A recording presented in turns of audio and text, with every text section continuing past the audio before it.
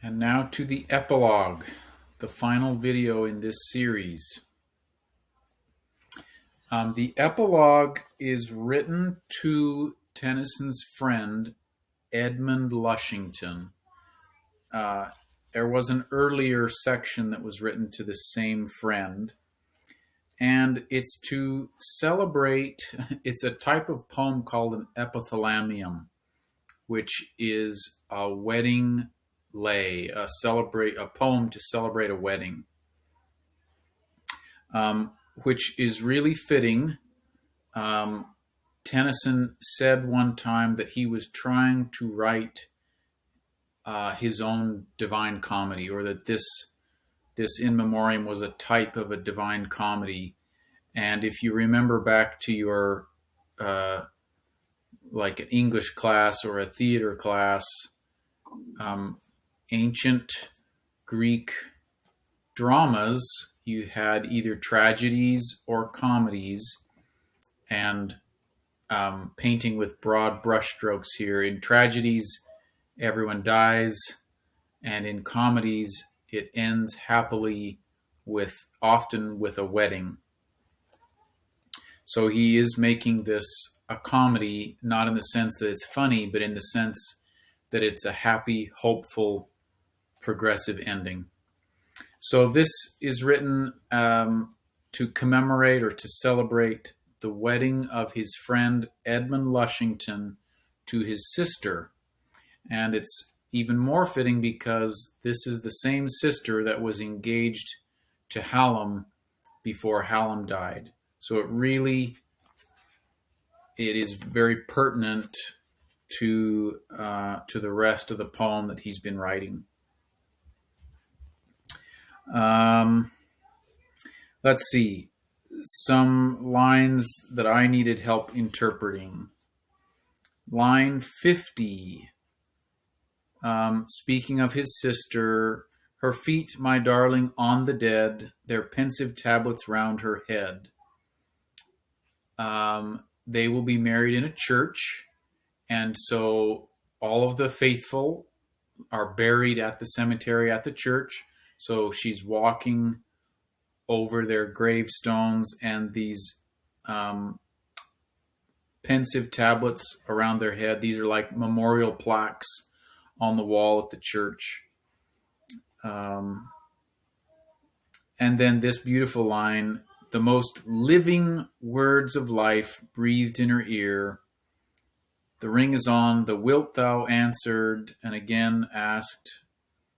And out of two, the I will has made you one. So the most living words of life, Tennyson says, are those words that join two committed people, a husband and wife, together. And prompts the question as I was reading it, what would I say are the most living words of life? What would you say are the most living words of life? Where is it at its most hopeful and its most living and vibrant? Okay, line 85.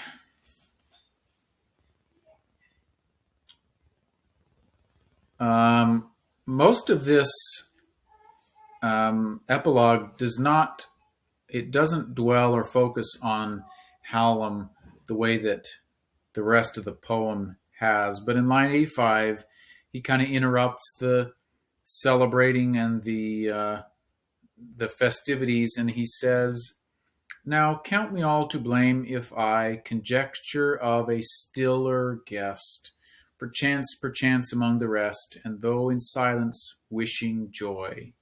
So he says, you'll forgive me if I pause in my reverie and imagine and think on my friend, who maybe he's here, maybe he's watching, maybe he's joyful as well. Line 80, the foaming grape of eastern France, is a reference to champagne. So he says, I'll partake, I'll I'll be in the festivity. Line 104, the crowning cup, the 3 times 3. That's a hip hip hooray, hip hip hooray, hip hip hooray. The celebration. Line 115, a frith. Tennyson just continues with this incredible vocabulary. And o'er the friths that branch and spread. A frith is an estuary, or like a waterway that meets the ocean, where the tide of the ocean meets with the water coming down off the continent, off the land.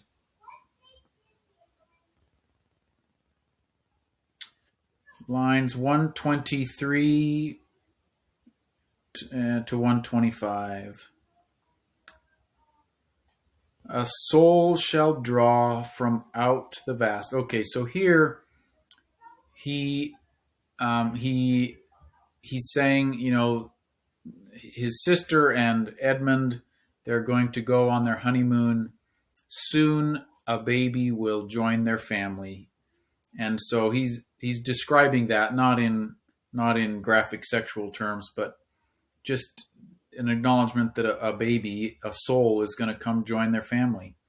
A soul shall draw from out the vast and strike his being into bounds. This to me echoes Tennyson's last poem, another really wonderful poem, Crossing the Bar.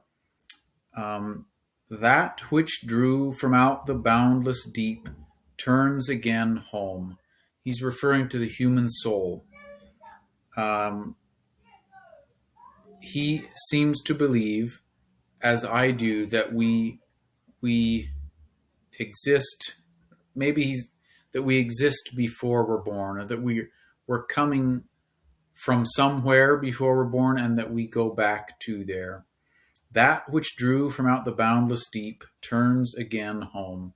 The human soul returns to where it came from. Line 125, and moved through life of lower phase. Here he's talking about the embryo of this child that will be born to this happy couple. This was a belief in biology at the time. It was called ontogeny recapitulates phylogeny. So the embryonic development relives or passes through the evolutionary stages that brought us to be humans. So if you accept, someone who accepts evolution believes that we were all of these lower forms of life, and that through natural selection we developed into humanity. They used to believe that as embryos we kind of went through that whole process. So if you look at the stages of an embryo's development, there are points where you're like, oh, that looks like a fish. Oh, that looks like a tadpole. Oh, that looks like a bear. And so you can see where they would have come up with this idea. Our embryos really do look like various other animals at different stages of development. We no longer believe that, but that's what he's referring to. And at the time it was accepted, and he apparently believed it. Ontogeny recapitulates phylogeny. Okay, and then line 137. He gives a really hopeful view for humanity's future. And that's why the birth of this new child, this hypothetical child, for him is full of hope and faith for a better future.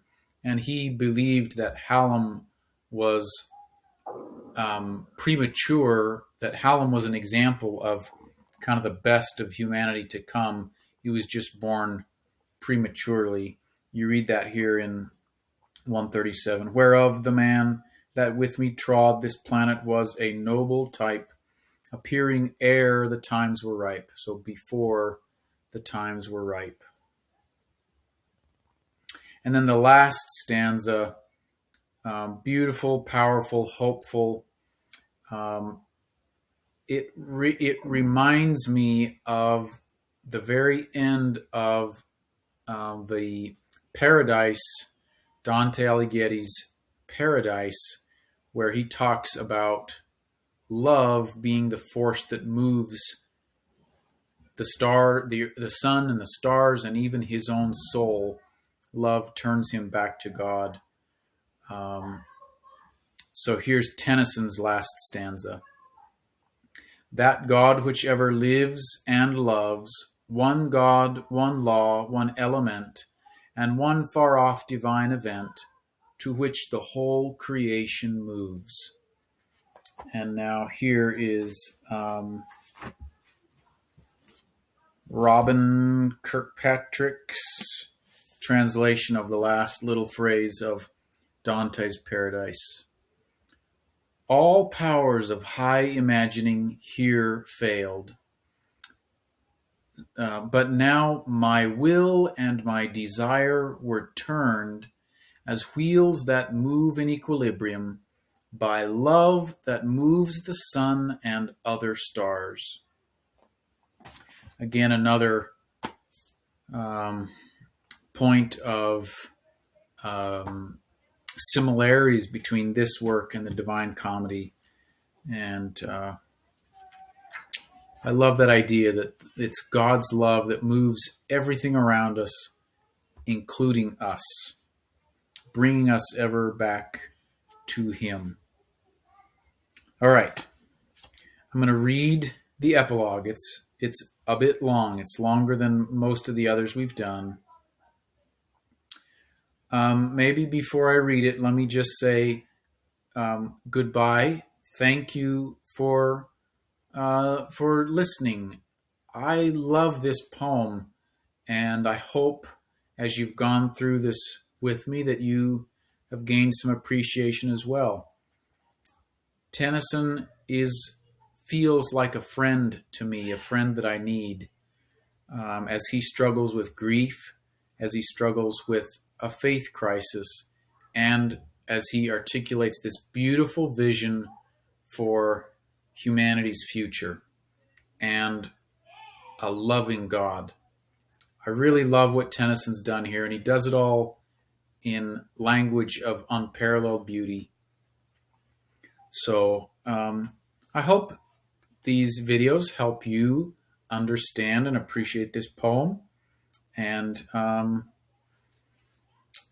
without further ado, I will read the epilogue. O true and tried, so well and long, demand not thou a marriage lay, in that it is thy marriage day, in music more than any song is music more than any song. Nor have I felt so much of bliss, since first he told me that he loved a daughter of our house, nor proved, since that dark day, a day like this. Though I since then have numbered o'er, some thrice 3 years they went and came, remade the blood and changed the frame, and yet is love not less, but more. No longer caring to embalm in dying songs a dead regret, but like a statue solid set, and moulded in colossal calm. Regret is dead, but love is more than in the summers that are flown, for I myself with these have grown to something greater than before, which makes appear the songs I made as echoes out of weaker times, as half but idle brawling rhymes, the sport of random sun and shade. But where is she, the bridal flower, that must be made a wife ere noon? She enters, glowing like the moon of Eden on its bridal bower. On me she bends her blissful eyes, and then on thee they meet thy look, and brighten like the star that shook betwixt the palms of paradise. Oh, when her life was yet in bud, he too foretold the perfect rose. For thee she grew, for thee she grows, forever and as fair as good. In this line, the he was Hallam, who predicted that his sister would be a beautiful woman. And thou art worthy, full of power, as gentle, liberal-minded, great, consistent, wearing all that weight of learning light thee like a flower. But now set out, the noon is near, and I must give away the bride. She fears not, or with thee beside, and me behind her, will not fear. For I that danced her on my knee, that watched her on her nurse's arm, that shielded all her life from harm, at last must part with her to thee. Now waiting to be made a wife, her feet, my darling, on the dead, their pensive tablets round her head, and the most living words of life, breathed in her ear, the ring is on, the wilt thou answered, and again, the wilt thou asked, till out of twain, her sweet I will has made you one. Now sign your names which shall be read, mute symbols of a joyful morn, by village eyes as yet unborn. The names are signed, and overhead begins the clash and clang that tells the joy to every wandering breeze. The blind wall rocks, and on the trees the dead leaf trembles to the bells. O happy hour, and happier hours await them. Many a merry face salutes them, maidens of the place, that pelt us in the porch with flowers. O happy hour, behold the bride, with him to whom her hand I gave.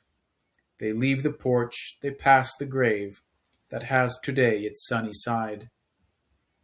Today the grave is bright for me, for them the light of life increased, who stay to share the morning feast, who rest tonight beside the sea.